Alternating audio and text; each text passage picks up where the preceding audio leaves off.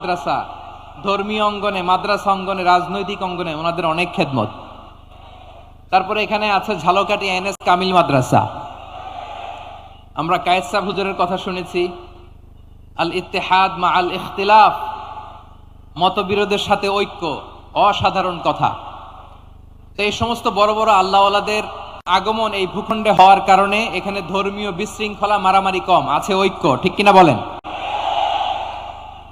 বরিশাল বিভাগের প্রতি আমার বিশেষ ভালোবাসার এটা একটা কারণ।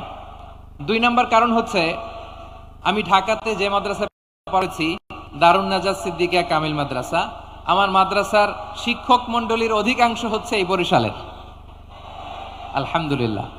আমাদের শ্রদ্ধেয় প্রিন্সিপাল হুজুর আখম আবু বকর সিদ্দিক হাফিজাহুল্লাহু ওয়া রাআহ, উনি এলাকার সহ পুরো দারুন নাজাত মাদ্রাসার অধিকাংশ আসাতাজা একরাম এই ভূখণ্ডের, এই অঞ্চলের হওয়ার কারণে ছোটবেলা থেকেই বরিশালের প্রতি আমার একটি ভালোবাসা।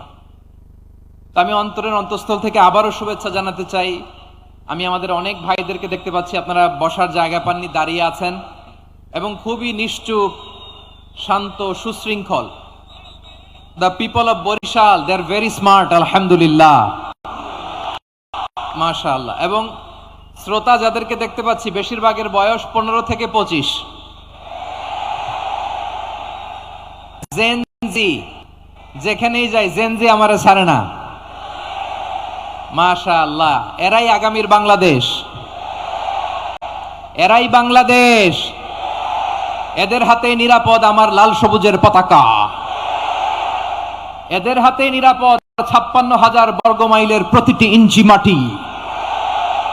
এজন্য তোমাদেরকে সাবধান থাকতে হবে, সজাগ থাকতে হবে দেশের জন্য, এদেশের সার্বভৌমত্বের জন্য। ঠিক